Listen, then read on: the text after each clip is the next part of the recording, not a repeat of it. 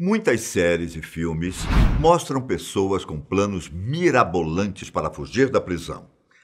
E enquanto parece que as fugas são possíveis apenas nessas produções, alguns indivíduos ao redor do mundo já demonstraram que é possível ir longe com criatividade. Meu nome é Ivan Lima e aqui eu vou te contar 3 histórias de fugas que vão fazer você arregalar os olhos de tão absurdas. Um dos prisioneiros mais ensaboados foi o japonês Yoshie Shiratori. A história dele pelas prisões começa na década de 30, quando ele foi parar atrás das grades pela primeira vez, após assumir a culpa de um roubo e um assassinato que não tinha cometido. É dito que ele foi forçado a assumir os crimes após alguns policiais o torturarem durante uma sessão de interrogatório. Além disso, na prisão de Aomori, os guardas o espancavam todas as noites. Após 3 anos, Yoshie conseguiu retirar uma espécie de arame de um balde de madeira e o usou para abrir tanto suas algemas quanto a porta da cela. Para confundir os guardas, ele deixou algumas tábuas do piso como volume na cama. O curioso é que a fuga não foi detectada até ele ser preso 3 dias depois, enquanto roubava um hospital. Dessa vez, Yoshie foi condenado à prisão perpétua. Transferido em 1942 para a prisão de Akita, ele não esperou muito para tentar fugir mais uma vez. Mesmo com as paredes lisas de sua cela, feitas de cobre, Yoshie escalava até a borda da janela e danificava a abertura de ar, até o dia em que ele conseguiu abrir o compartimento e escapar. Yoshie decidiu ir da cadeia direto para a casa de um policial, que demonstrou bondade com ele enquanto esteve na primeira prisão. O oficial até o recebeu bem e ofereceu comida, só que quando Yoshie foi ao banheiro, o policial chamou as autoridades que o prenderam de novo horas depois. Após negarem seu pedido de transferência para uma prisão em Tóquio, ele foi levado para um centro penitenciário, que era reservado aos piores tipos de criminosos no Japão, a prisão de Abashiri. Para evitar que ele escapasse, um novo tipo de algema foi moldado especialmente para ele. Dizem que era tão complexa que demorava cerca de 2 horas para colocar ou retirar. Ainda assim, Yoshie conseguiu burlar a prisão. Durante todas as manhãs, após receber sopa de miso para comer, ele cuspia um pouco ao redor da janela de expensão da porta e também em suas algemas.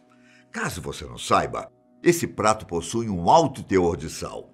E claro, Yoshie sabia disso. A intenção dele era enfraquecer os parafusos e corroer os objetos, para que eles ficassem mais frouxos.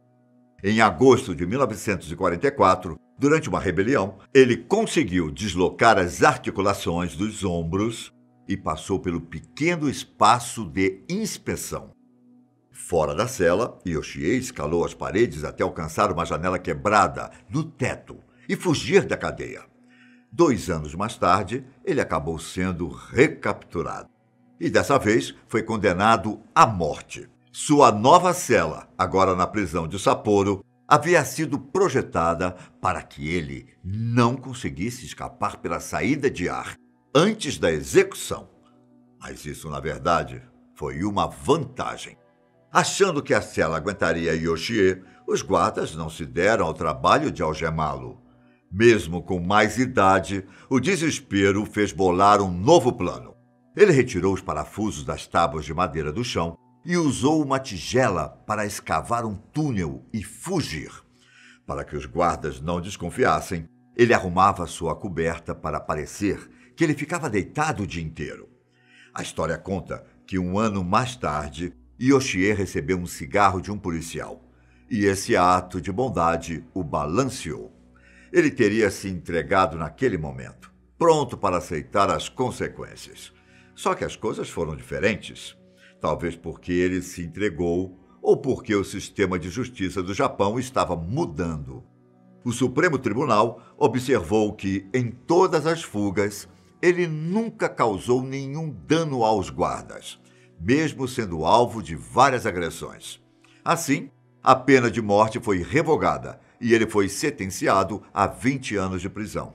O pedido para ser preso em Tóquio também foi aceito. E em 1961, ele recebeu liberdade condicional. Até sua morte em 1979, Yoshie conseguiu se reunir com a filha e fez vários trabalhos, sendo lembrado até mesmo hoje em dia em filmes e mangás. O próximo caso envolve 3 homens: Frank Morris, John Anglin e Clarence Anglin. Eles são os responsáveis pela única fuga bem-sucedida da famosa prisão de Alcatraz. E mesmo depois de tantos anos, a façanha continua rodeada de mistérios. Era junho de 1962, e depois de 7 meses cavando as paredes da cela com colheres, os 3 ladrões de banco estavam prontos para seguir os próximos passos do plano. Vale lembrar que um quarto prisioneiro chamado Allen West também estava envolvido na trama, mas acabou tendo um problema ao sair da cela e foi deixado para trás. Elaborado por Frank, o plano consistia em passar pelos dutos de ventilação e chegar ao terraço da prisão. Para que os guardas não percebessem o buraco na parede, eles usaram papel para moldar grades falsas. Com uma furadeira elaborada a partir de um ventilador que eles roubaram da sala de música, os fugitivos conseguiram cortar uma barra de proteção para a fuga. E assim, como toda boa escapada, eles também tiveram um pouco de sorte. Ao chegar no telhado, o trio não foi visto por nenhum dos guardas armados, que eram distribuídos em algumas torres de vigia. Eles também não foram vistos pelas luzes, o que permitiu que descessem tranquilamente através da tubulação de água. Usando capas de chuva, os 3 fizeram botes e coletes para conseguir escapar do terreno da prisão, que ficava em uma ilha. Antes de chegar ao mar, eles ainda tiveram que pular uma cerca de arame farpado. Para que os guardas não percebessem que eles tinham ido embora, cada um deixou na própria cama um modelo de cabeça feito com cabelo humano, papel higiênico, páginas de revista, pó de concreto e creme dental. O sumiço deles só foi notado no dia seguinte, quando foi realizada a contagem de detentos. Mesmo fechada em 1963, essa fuga de Alcatraz continuou sendo investigada. O FBI chegou a declarar que os 3 morreram afogados na Baía de São Francisco, mas outras evidências sugerem que eles sobreviveram.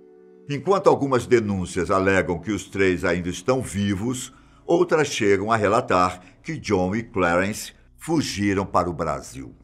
Uma misteriosa carta, entregue à polícia de São Francisco em 2013, conta que Frank faleceu em 2005 e Clarence em 2008. Supostamente, o autor da carta seria John. Certeza, certeza? Nunca vamos ter. Agora deixe-me apresentar a vocês Choi Gap-bol. Ao contrário dos outros casos, esse é um pouco mais recente, tendo como palco o ano de 2012. Após ser preso por suspeita de roubo, ele foi encaminhado para uma delegacia em Daegu, na Coreia do Sul, e colocado numa cela. O que os policiais não tinham conhecimento era de que Choi praticava yoga há 23 anos. E qual a diferença nesse detalhe? Você pode estar perguntando. Foi graças aos seus conhecimentos nessa tradicional disciplina física que ele conseguiu escapar de sua cela sem ser visto, apenas 5 dias depois de ser preso e gastando somente 34 segundos. Essa história fica ainda mais interessante porque ele não saiu pela porta ou janela, mas sim pelo espaço utilizado para passar as refeições. Um vão de 15 centímetros de altura e 45 centímetros de comprimento. No 5º dia preso, ele passou uma loção ou pomada para a pele na parte superior do seu corpo e deu um jeito de passar pelo pequeno espaço. As imagens da câmera de segurança mostram um homem que tinha 50 anos na época, passando primeiro a cabeça e depois esticando os braços até conseguir passar os ombros. Ele teve sorte que os 3 vigias estavam dormindo naquele momento.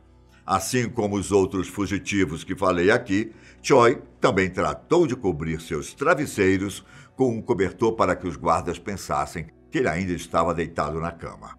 Uma tática que deu a ele tempo de vantagem na fuga. Depois de sair da cadeia e roubar um carro, ele teria abandonado o veículo pouco tempo depois e continuado a pé até um pico próximo. A fuga não podia parar, visto que a polícia estava utilizando helicópteros e cães, rastreadores inclusive, para encontrá-lo. Choi foi parar na cidade de Miryang, onde roubou comida e outros itens de um fazendeiro.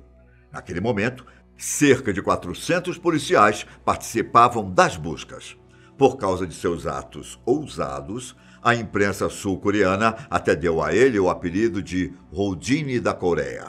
Um apelido que vingou apenas no primeiro momento, já que 6 dias depois de fugir, Choi foi capturado enquanto se escondia em uma caixa de papelão no terraço de um prédio lá em Miryang.